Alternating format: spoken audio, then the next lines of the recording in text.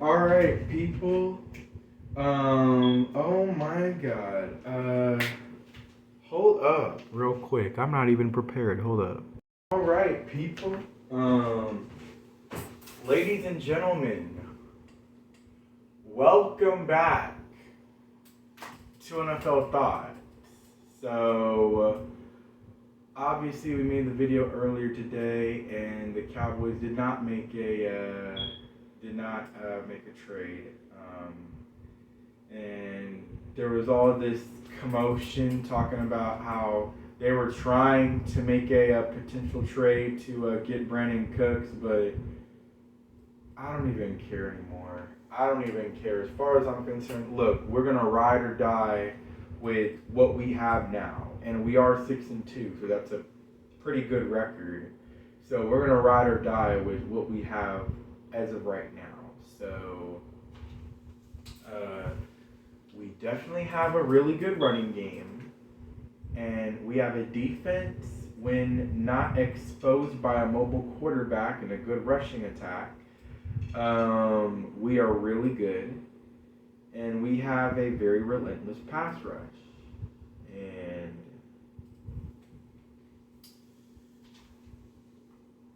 so I just want to point out, we get 4 sacks again against the Packers, and I promise you, we are on pace to break the 1984 Chicago Bears record of 72 sacks. I mean, it's crazy. But let's get to these Week 8 predictions. So, Ravens Buccaneers. I did get that one right. For the most part, the Buccaneers fell behind 10-3 at halftime, but they cleaned it up in the second half, and in typical Ravens fashion, it would not be a Ravens football game without a little bit of drama in the end. But nonetheless, they did hang on for a victory, 27-22 over the Bucs, and as I said, Bucs are trash, man, so can't argue with that. Broncos Jaguars. I mean, I'll be quite honest with you. I'm not surprised that the Jaguars lost this game because they just don't know how to win. Like, they are in these games and they can compete, but they just can't win. It's like, bruh, they are the Detroit Lions of last year. And the sad part about it is, the Jaguars have, excuse me, the Jaguars actually have a better record than the Lions. And the Lions' biggest problem is they have the worst defense in the NFL. But the Broncos, their biggest problem is they have the worst offense in the NFL. And in a game like this, I thought for sure the Jaguars would win. I mean, they are the better team than the Broncos, and it just didn't happen. So I got that one wrong. Dolphins versus Lions.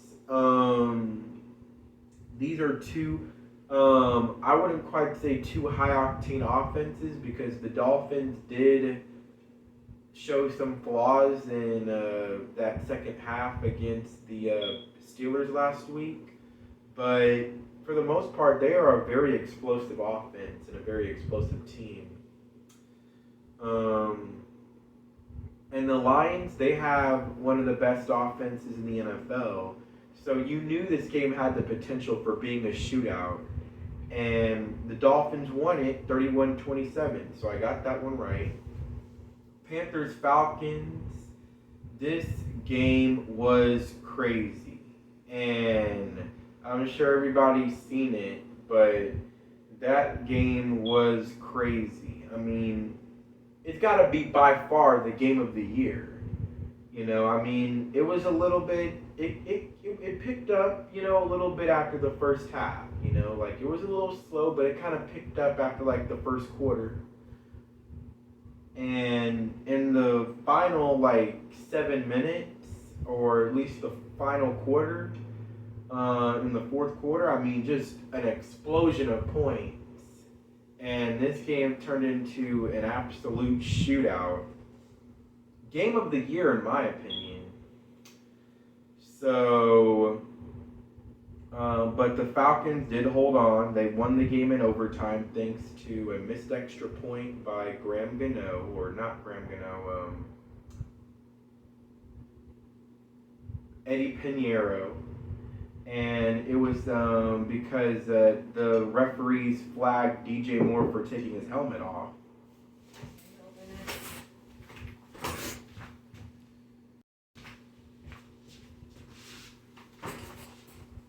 Anyway, so DJ Moore got flagged for taking his helmet off, and I hate when they do that stuff. Like, NFL players can't be human. They just can't be human. But, I really felt bad for DJ Moore. I'm just kind of like, bruh. So, with that being said, the Falcons did win, and that is by far game of the week in my opinion.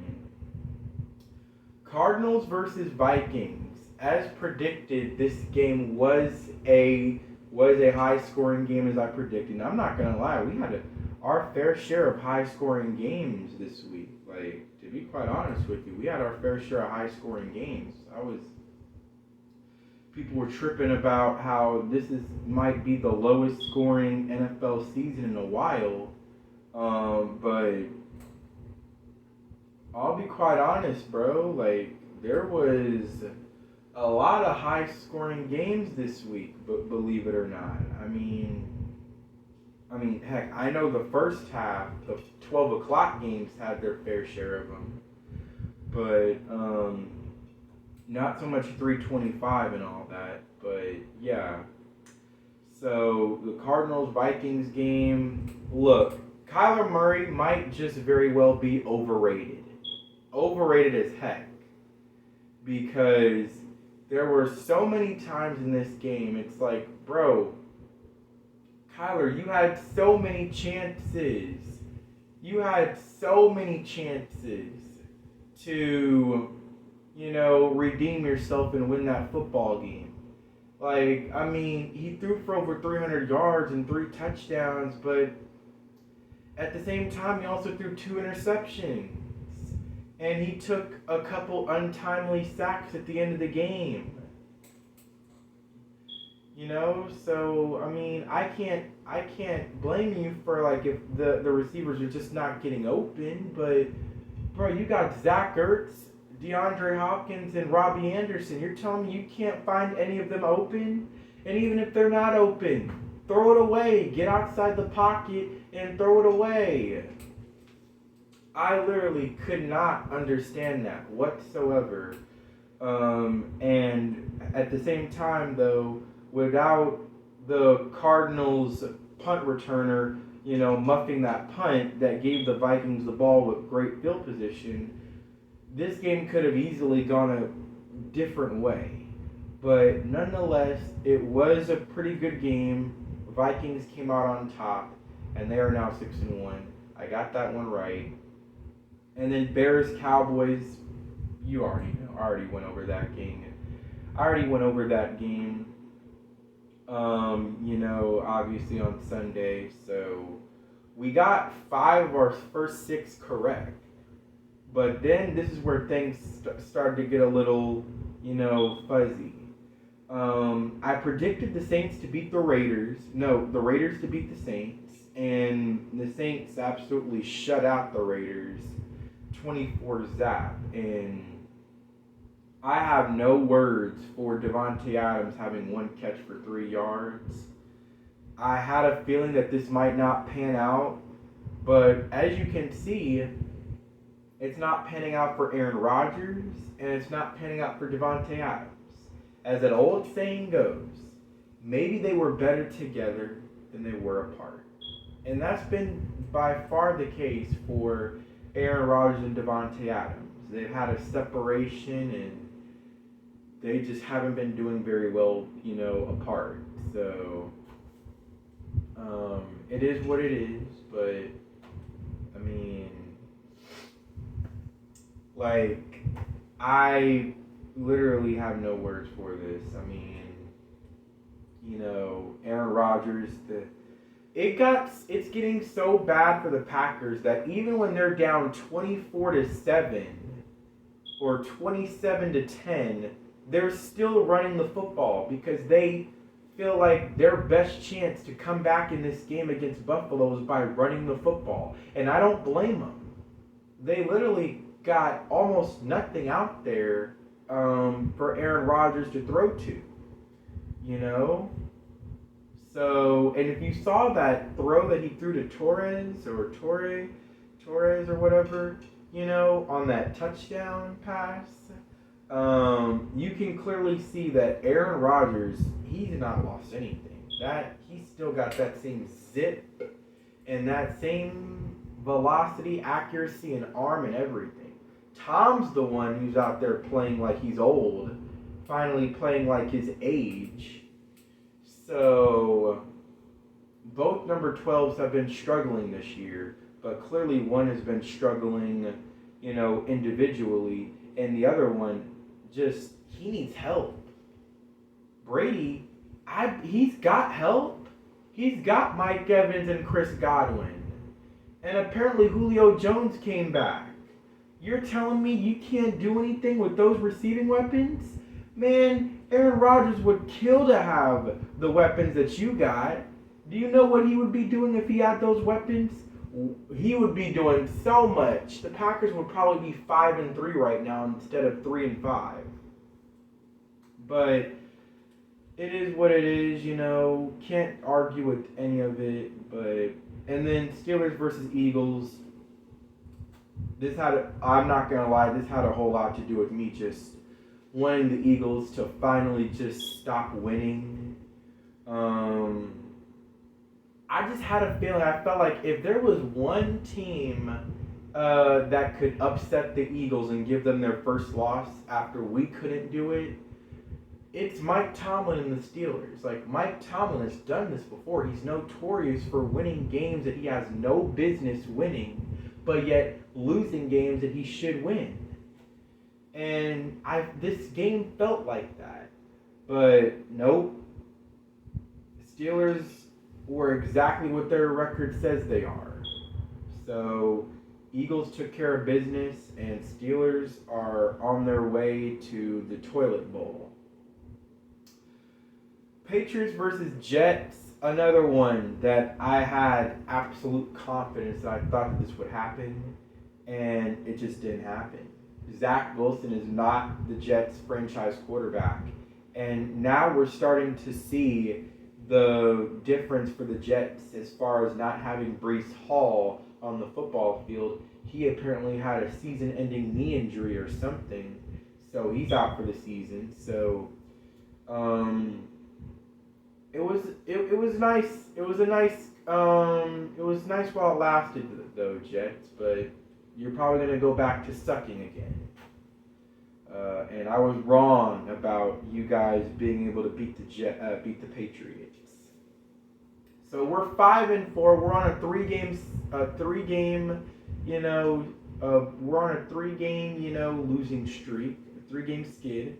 But then we bounced back with 5 straight. I got the Titans beating the Texans, and Derrick Henry, I don't want to quite say that King Henry is back yet, like King Henry, because we all know anytime he plays the Texans, there's just something about when he plays this franchise that he just owns them. So I don't know if we want to be so quick to want to say that King Henry is back. So they got to go up against the number 1 run defense in the NFL this upcoming Sunday night. So we just got to see how that goes down. But I got that one right.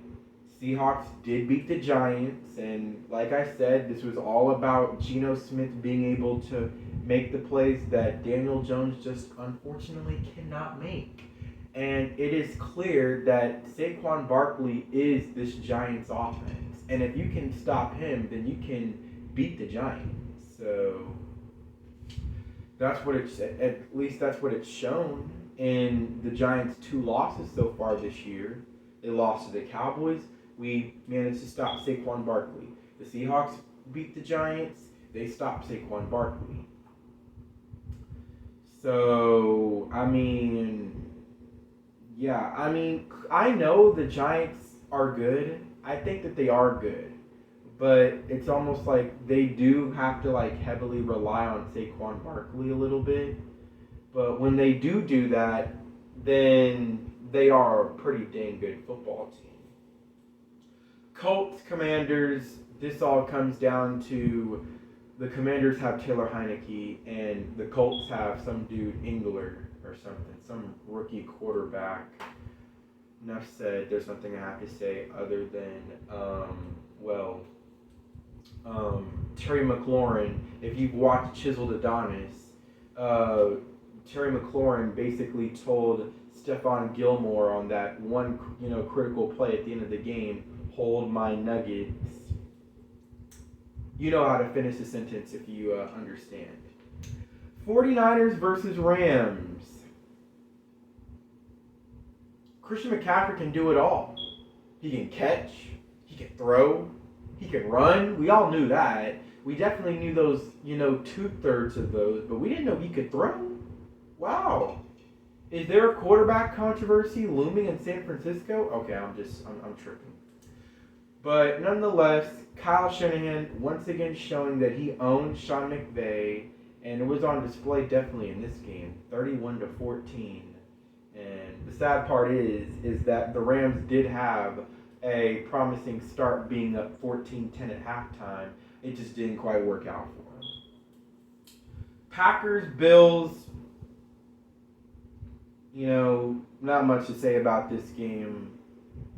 The Bills were just the better team.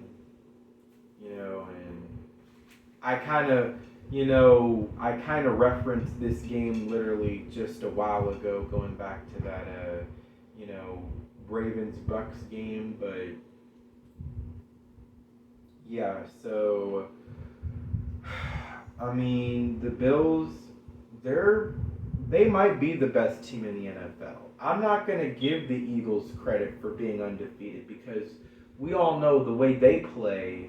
I think the Bills can definitely counter that and, beat them. If these two teams played, and I know the only way that they can play is in the Super Bowl, I do believe the Bills can beat them. Because the way the Eagles play compared to the Bills, oh yeah, the Bills can smoke them. I'm not going to say the Eagles are the most overrated, overhyped 7-0 team in the NFL, but don't get too comfortable, Eagles fans. That's all I'm saying. Because we all saw what happened to the Cardinals last year after their 7-0 start. Don't get too comfortable. Now, if you win this week to go 8-0, then maybe we can start talking about something. But I'm not so quick to want to, call them true championship contenders yet. Bengals versus Browns. I can never have nice things. Going into this Monday Night Football game, Halloween night, I had a 10-4 record so far in these first 14 games. And I'm thinking, I have a chance to have my best record so far this year on my predictions. But we could have gone 11-4, but I just can never have nice things, ever. So it's like I knew the Bengals weren't going to have Jamar Chase, but my God, I didn't expect it to be like this. I didn't expect them to struggle like this. They still have T. Higgins and Tyler Boyd. Speaking of T. Higgins, head top. So I didn't get that one right. But overall, we went 10-5. So still a bounce back from the past couple of weeks, but I don't understand why I can't have nice things, bro. So yeah, week 8 is in the books, and that is my record. And tomorrow I will get the week 9 predictions. We have a bye week, so I don't have to worry about my team. And that has been my time. Like, subscribe. This is NFL Thoughts. Out.